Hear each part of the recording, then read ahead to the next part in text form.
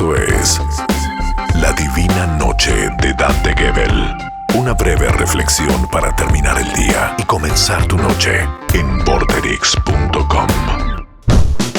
Muy buenas noches, querida gente. Gracias por estar ahí otra vez haciéndote compañía. Señoras y señores, la ley del mínimo esfuerzo. Lo hemos escuchado decenas de veces.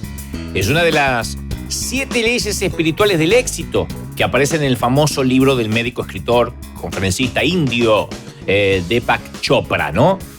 Y esta ley del mínimo esfuerzo consiste que ante varias posibilidades, la mejor opción es la que implica el menor gasto de energía. Eso no significa no hacer nada, sino actuar de manera más inteligente, eficiente. Viste que antes las madres se quejaban cuando te pedían algo y vos cumplías con lo justo. Decía, vos siempre haciendo la ley del mínimo esfuerzo, ¿eh? No hagas una de más que te vas a herniar, decía mi hija. Y sí, es sentido común. Siempre hay maneras más fáciles de satisfacer las necesidades, las exigencias diarias.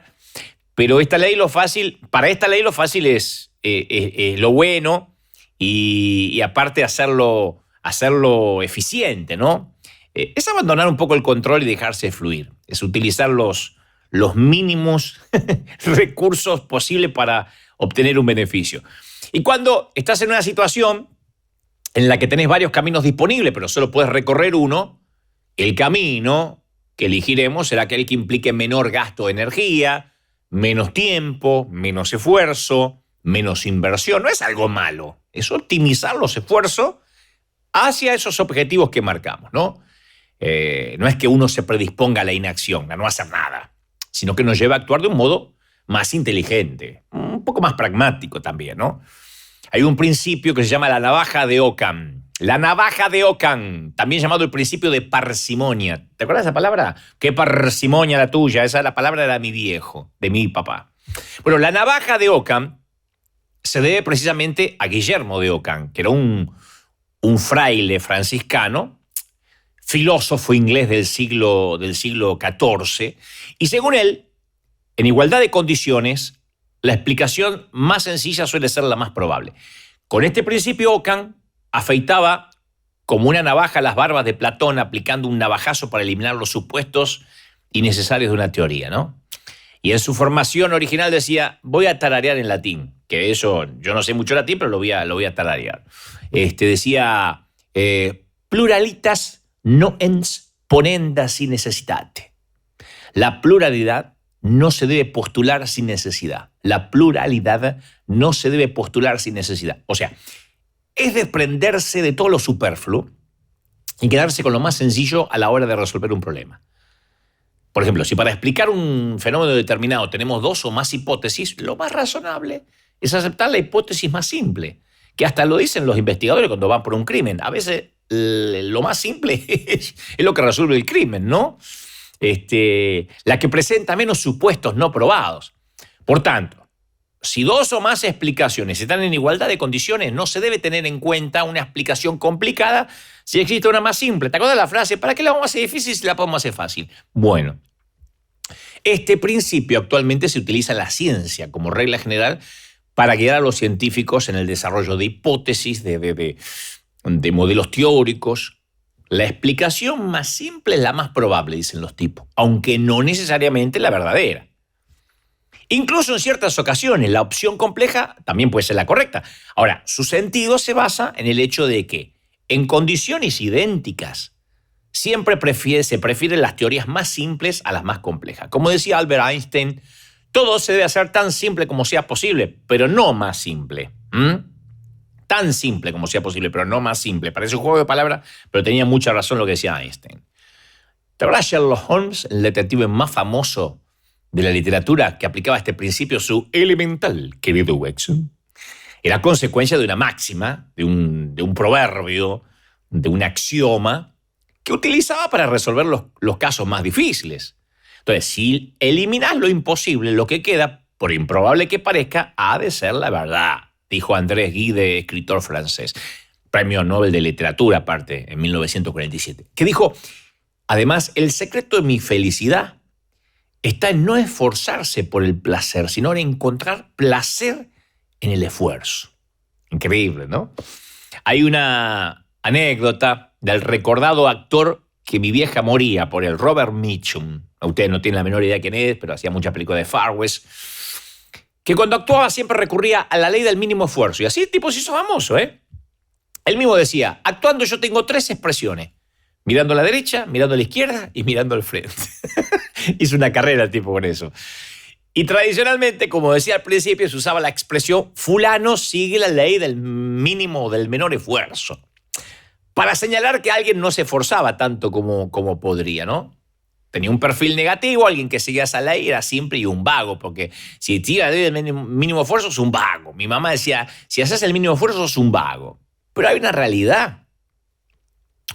Si tenés que llevar bolsa de cemento, de cal, qué sé yo, de un lado a otro, llevarlas cargando sobre la espalda supone un esfuerzo innecesario. Si tengo la posibilidad de usar una carretilla, me va a costar menos trabajo.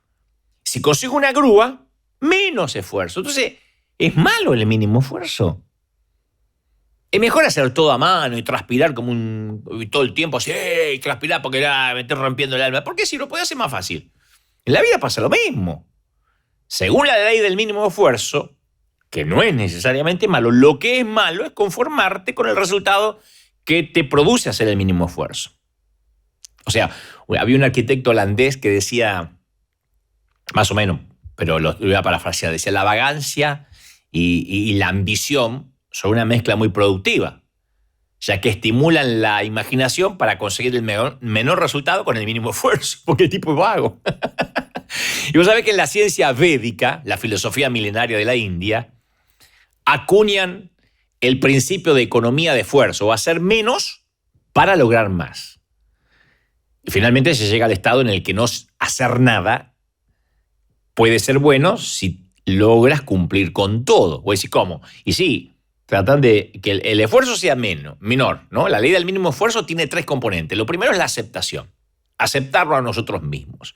Aceptar a los demás y aceptar la realidad y los hechos que nos suceden tal y como son. Entonces digo, quiero que quede claro que no quede la sensación de, hiciste una apología a la vagancia. No. Yo no estoy diciendo que no querramos un futuro mejor, diferente, en caso de que la realidad actual no sea lo que buscamos. Pero la aceptación nos llevará a no luchar contra la corriente, a no forzar un cambio imposible, a no estancarnos en la realidad lamentándonos. Aceptar es decir, esto es así, no lo puedo cambiar. A ver qué aprendo de esto. Es estar conectado con nuestro interior y más consciente de cualquier posible solución y mejora de la situación no deseada. Por eso dice Deepak que este momento, el que estamos viviendo ahora mismo, es la culminación de todos los momentos que vivimos en el pasado. Entonces, el segundo componente, ¿cuál es? La responsabilidad. La capacidad de tener una respuesta creativa a la situación en este instante. Entonces, cuando aceptamos, no culpamos a nada ni a nadie, ni siquiera a nosotros mismos de las cosas. Entonces, estamos dispuestos a cambiar aquello que no nos gusta. Y por último, si aceptamos, si somos responsables, si de cada momento aprendemos algo nuevo, podemos evitar estar a la defensiva en la vida. Viste que nuestro deseo es controlar, manejar, justificar, culpar al de afuera de cada fracaso. Es un despilfarro de energía. A mí me gusta la palabra despilfarro. También lo usaban mis viejos. Y la quería meterse en algún lado, hoy la pude meter. La palabra dejar de despilfarrar, decía mi papá. Dejar de despilfarrar duraznos en almíbar, que después no quedan para los demás. Tenemos que comer 1 por año. Bueno, según un estudio, buscar la ley del mínimo esfuerzo es algo genético e inherente al ser humano. El cuerpo humano ha evolucionado durante siglos y siglos con la misma mentalidad interior que en el Paleolítico. El hombre que cazaba y perseguía a las presas y trataba de evitar los esfuerzos innecesarios que supusieran un gasto de energía inútil. Entonces, en definitiva, la ley del mínimo esfuerzo fue y es una necesidad biológica, no una cuestión de voluntad necesariamente. Y eso se desprende de una investigación de un grupo de científicos canadienses. Por primera vez no son gringos. Viste que los gringos siempre están al medio como el pedalín y se ponen a estudiar estas cosas. Pero estos eran canadienses que estaban interesados en averiguar cómo funciona el cuerpo humano y cómo el cuerpo humano calcula el gasto energético. Y para eso estudiaron la forma de andar de varias personas mientras se desplazaban por una cinta de ejercicio. Y todas llevaban un exoesqueleto, que es más o menos como una armadura o caparazón o prótesis, ¿no? Algo así, que a veces ofrecía resistencia al movimiento y obligaba al sistema nervioso a recalcular los movimientos y buscar un paso más eficiente, el que menos energía requiere para poder desplazarse, ¿no? Un paso que requiera menos energía. Y lo que descubrieron es que la gente cambia su forma habitual de caminar con tal de ahorrar pequeñas cantidades de energía. Entonces los resultados demostraron que el cuerpo humano apenas tarda unos minutos en recalcular el gasto de energía y adaptar los pasos para ahorrar cantidades mínimas que no superan el 5% de ganancia. Entonces, continuamente, el cuerpo también busca la ley del mínimo esfuerzo. Escucha esto. Me parece medio complicado o específico, pero es interesante. Seguime. Este ahorro también se produce en otra serie de movimientos. Hay algo que se llama la alfa-actinina 3. Alfa-actinina 3, que suena a pastilla para la depresión, pero no. Es causante de la velocidad. Este estudio arroja algunas conclusiones que explican los resultados. Como dije antes, el cuerpo sigue funcionando tal y como lo hacía cuando el hombre era cazador, recolector y trataba de gastar la menor cantidad de energía posible. ¿Estamos? Por eso nos cuesta tanto hacer ejercicio de forma voluntaria, explican los investigadores. Porque el cuerpo dice, ¿para qué? Entre tomarme una cerveza y ir a caminar a la cinta, me tomo una cerveza. El mínimo esfuerzo. Pero el cuerpo recalcula y adapta su paso y su carrera según el gasto energético que se esté realizando. Y este tipo de mecanismo se ve sobre todo en las pruebas de resistencia como la maratón, el triatlón, por ejemplo. Somos el único mamífero que, por ejemplo, puede vivir con una mutación en el gen de la alfa-actinina 3. Pues sí, ¿qué cuerno es la alfa-actinina 3? Bueno, es lo que hace que nuestros músculos no expresen esa proteína y por tanto que se contraigan más despacio, pero gasten menos energía y sean más eficientes. Este gen, porque es un gen, la alfa-actinina 3, es la causante de la diferencia entre los velocistas de élite y el resto de los seres humanos. Hace 50.000 años aproximadamente se produjo una mutación en el gen ATCN3 que derivó en la formación de esta proteína alfa-actinina 3 que favorece la resistencia al frío, a los largos desplazamientos provocados por la migración de grupos de seres humanos que venían de África a Asia, iban para Europa, etc. Entonces, este genotipo 20 se encuentra en 2 copias en nuestros cuerpos y aquellos que tienen las copias mutadas son los que presentan mayor resistencia al frío y a la fatiga muscular, que fue hallado en un 20% de europeos y en cifras más altas entre los asiáticos. En su contra, este genotipo lento no está presente en africanos ni en afroamericanos. Por eso les permite correr más rápido. ¿Viste? Cuando aparece un afroamericano en una olimpiada, ¿sabes? Ya está, no corra más porque va a ganar él. Pero no pueden resistir más al frío. El gen que tienen no resiste en el frío. Entonces, si querés que no gane la carrera, corre en invierno. Es malo el tipo. No, pero me refiero que son ágiles, pero no resisten el frío.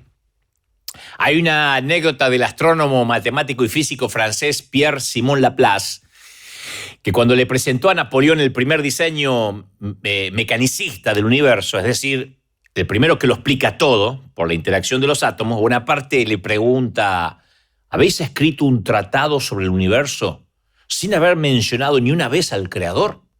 A lo que Laplace, en su perfecto uso de la navaja de Occam, muy pragmático, minimalista si se quiere, dijo, no necesité esa hipótesis. Y aplicó la ley del mínimo esfuerzo en una cuestión de actitud, ¿no? O sea, él soltó esa carga. Él dijo, ¿para qué me voy a meter la carga de hablar del creador? Primero porque el tipo era ateo y segundo porque dijo, no lo necesito. Porque todas las cargas autoimpuestas hacen que uno no se centre en lo esencial. ¿Qué es lo suficiente? El esfuerzo es un atributo que le da más valor a los proyectos. Una piedra preciosa tiene un mayor valor porque es más rara y por lo tanto es necesario hacer un mayor esfuerzo para encontrarla, ¿no? Yo creo en eso. Pero no hay que forzarse al divino botón. Sí creo que una meta alcanzada tiene mayor valor si se requirió la superación de obstáculos, de esfuerzo. Ahora, desde ya que el esfuerzo es un valor positivo, lo hablo. Yo no estoy diciendo que no, insisto. Che, entonces no me voy a forzar más. No. Pero quiero que te quede claro, el mayor esfuerzo no siempre exige los mejores resultados. Si trabajás como un loco, dando toda una vuelta, pudiendo correr lo que está en el medio del camino para ir más directo, y bueno, es un logi. O sea, ¿por qué no te diste cuenta? Yo también trato de buscar siempre lo que me cueste menos. Porque si no, estoy gastando energía al cohete. Por ejemplo, si todas las operaciones matemáticas las hacemos a mano o mentalmente, es algo que requiere un esfuerzo que no sirve. Tener calculadora. Me van a matar las maestras, pero es así. Lo podemos hacer con una calculadora, con un software, en un tiempo más corto. No, a mí me gusta hacer las cuentas a mano. Viste que hay gente, a mí déjame de la computadora, yo prefiero la máquina Olivetti. Hay momentos que te va pasando la vida por encima. O te haces más práctico o no te contrata más nadie. Aquí el esfuerzo invertido no es proporcional a los resultados obtenidos. Yo era diseñador gráfico, yo no diseñaba con computación, no había programas de diseño cuando yo empecé. Mirá que seré veterano, Pero me acuerdo que era lo que llaman las galeras. Otro día te explico, mandabas a la imprenta a hacer literalmente toda la columna de un periódico y lo ibas pegando con cemento. Y con las Rotring dibujaba las líneas, se hacían a mano en hojas pautadas. Y me acuerdo que un día el tipo de la imprenta me dice, flaco, mirá que lo que se viene ahora es diseñar en computación. No, ni en pedo. No vas a comparar lo artesanal, lo que yo hago a mano, con una máquina. Y bueno, en 3 meses no tenía más trabajo. O sea, o pegás el salto, no puedes decir, no, yo prefiero hacerlo, tardo más tiempo, pero lo hago mejor. No, es un desperdicio de energía.